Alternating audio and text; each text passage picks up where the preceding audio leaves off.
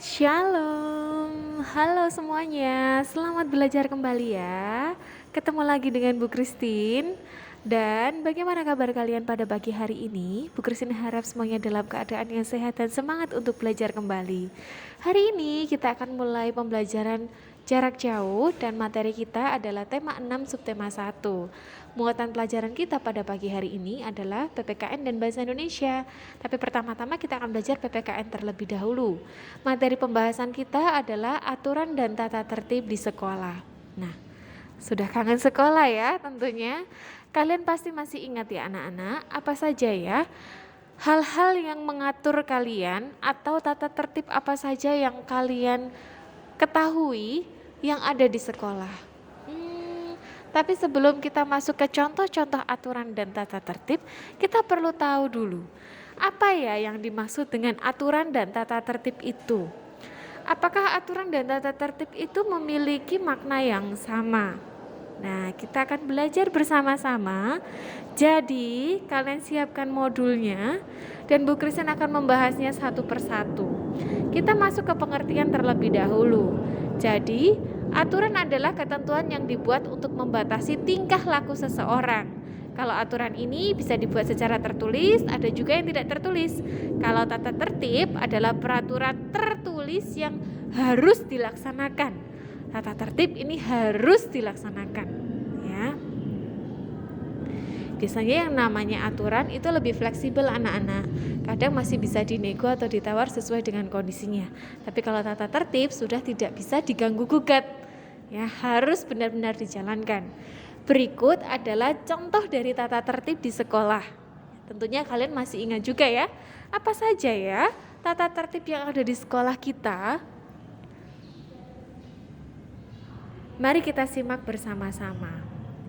Yang pertama adalah tidak membuang sampah sembarangan. Ini harus, karena kita harus peduli lingkungan anak-anak. Tentunya kita tidak boleh mencoret-coret tembok atau merusak fasilitas sekolah. Nah, setiap hari kalian harus memakai seragam. Kelengkapan seragamnya juga diperhatikan, lalu jadwal pemakaian seragamnya juga harus diingat. Ketika mengikuti pelajaran, kalian juga tidak diperkenankan untuk bicara sendiri, gaduh dengan teman, apalagi sampai kalian mengganggu teman di sebelah kalian. Nah, ini tidak boleh. Lalu, terkait dengan pembelajaran, maka kalian wajib mengerjakan dan mengumpulkan tugas sekolah tepat pada waktunya. Nah, ini adalah contoh-contoh tata tertib di sekolah yang harus kalian ketahui. Dan juga kehadiran kalian sangat diperhatikan. Datang dan pulang sekolah tepat waktu, terutama jam datang ya. Seperti yang kita ketahui, kalau di sekolah kita masuknya pukul 6.45. Lewat dari 6.45, mungkin ada yang pernah mengalami ini ya. Pintu gerbang akan ditutup. Oleh sebab itu, kalian tidak diperkenankan untuk datang terlambat. Dan juga ketika kalian pulang, pastikan penjemput kalian mengingat atau mengetahui jam berapa kalian pulang sehingga kalian tidak dijemput terlambat sampai akhirnya kalian harus berada di sekolah sampai sore dan lain sebagainya. Maka jam datang dan jam pulang sekolah ini penting anak-anak. Usahakan untuk bisa tepat waktu, terutama jam datang. Tidak membuang sampah, ikut menjaga lingkungan, tidak mencoret-coret atau merusak fasilitas sekolah. Memakai seragam, nah beberapa kali Bu Christine lihat ada beberapa anak yang salah seragamnya ya. Jadi harus diingat hari apa memakai seragam apa, lalu kelengkapannya seperti apa ya. Juga tentang pengumpulan tugas, mengerjakan tugas, ketertiban saat mengikuti pelajaran harus diperhatikan dan diikuti aturannya. Lalu semua tata tertib tersebut dibuat bukan untuk menghias tembok sekolah ya, ada tulisan tata tertib, tidak. Tapi semua tata tertib itu memiliki manfaatnya anak-anak. Jadi manfaat tata tertib yang berlaku di sekolah antara lain, 1.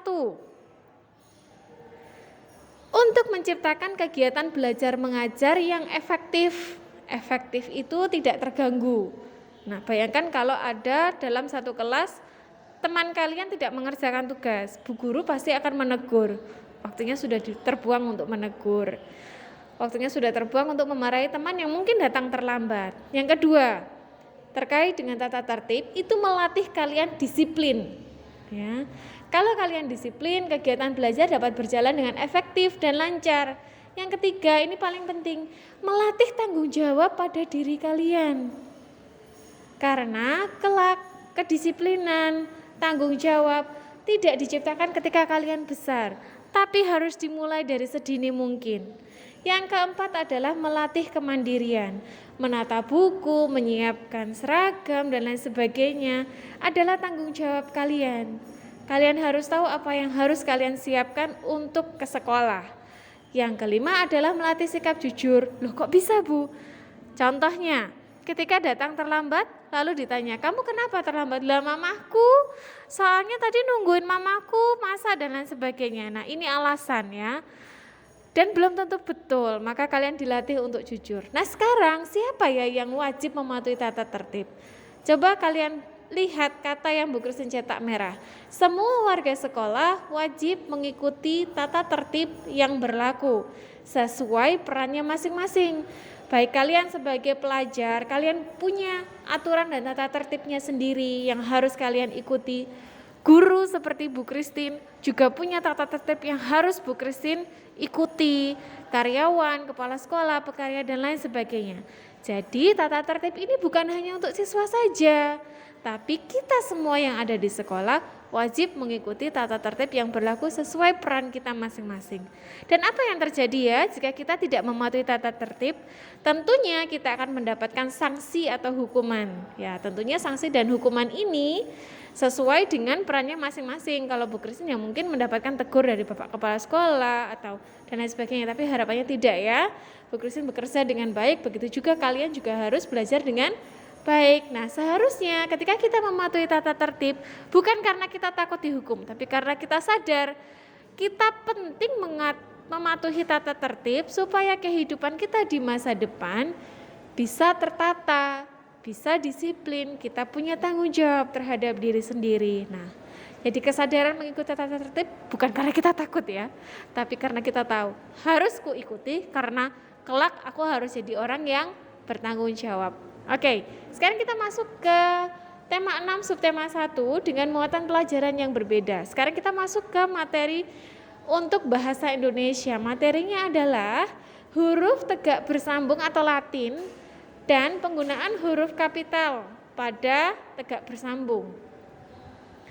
Coba kalian perhatikan dengan baik. Jadi, untuk menuliskan huruf tegak bersambung dan bentuk kapitalnya itu tidak sembarangan, ada aturannya anak-anak ya.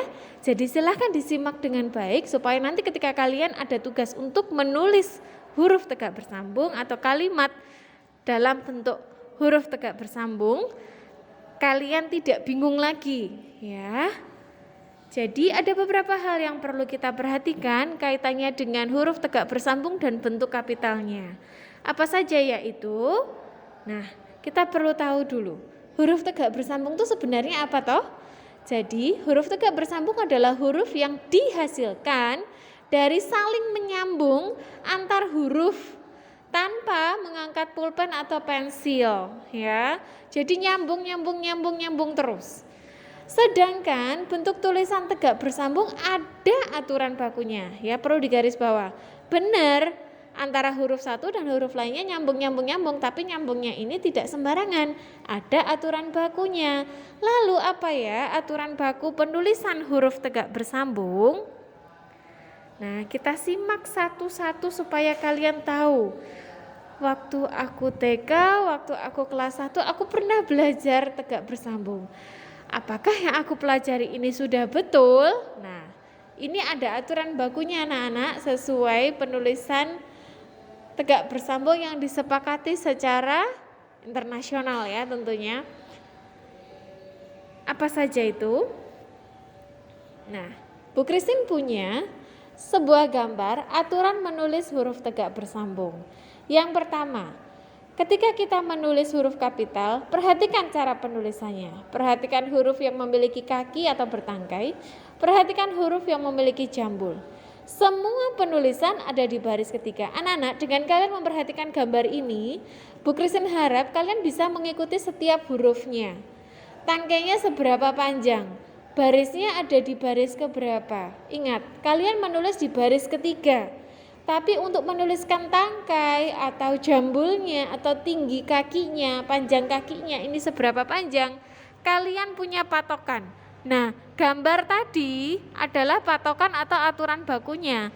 Sudah Bu Christine lampirkan di modulnya. Jadi nanti ketika ada tugas menulis huruf tegak bersambung atau kalimat dalam tegak bersambung, tidak boleh salah lagi ya, harus berusaha dengan baik karena sudah ada contohnya. Pelan-pelan saja. Nah, yang perlu diingat, semua penulisan itu ada di baris ketiga. Jadi ada baris 1, baris 2, baris 3 untuk menulis, baris 4, baris 5. Selain baris 3, baris 1, 2, dan baris 4, 5, ini digunakan untuk menentukan panjang berapa jambulnya, berapa panjang tangkainya, berapa panjang kakinya. Jambul itu seperti H, K itu ya. Nah, tadi sudah ada contohnya, bisa kalian ulang lagi videonya supaya kalian tahu contoh-contohnya ya. Nah, untuk penggunaan huruf kapital dalam tegak bersambung, ini juga tidak sembarangan anak-anak. Ada aturannya. Kapan ya kita menggunakan huruf kapital? Lalu bentuknya seperti apa? Kalau bentuknya seperti apa kalian sudah tahu tadi ya, karena di modul sudah Bu Christine cantumkan. Tapi untuk penggunaan huruf kapital, kita perlu tahu huruf kapital itu apa? Huruf kapital itu huruf besar anak-anak. Jadi huruf kapital ini dipakai untuk awal kalimat ya, huruf paling depan. Kalian lihat yang huruf Bu Christine cetak kuning ya. Huruf kapital pada awal kalimat, huruf kapital digunakan untuk menuliskan nama Tuhan dan nama orang. Huruf kapital digunakan untuk menulis tempat, negara, dan suku. Lalu dituliskan untuk nama bulan, nama daerah ya. Nah, bisa kalian perhatikan juga di modulnya. Sudah ada ketentuannya dan sudah ada contohnya. Bacanya harus teliti ya anak-anak ya. Jadi tugas kalian hari ini adalah PPKN. Kerjakan modul tema 6, subtema 1, halaman 2. Ya. Lalu yang kedua, tugasnya adalah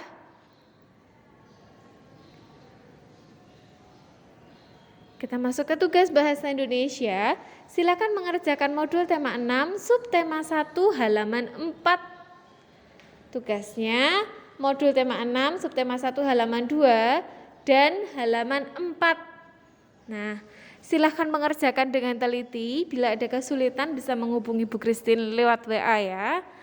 Selamat mengerjakan, tetap semangat, tetap jaga kesehatan. Silahkan mengerjakan dengan teliti, dengan tekun.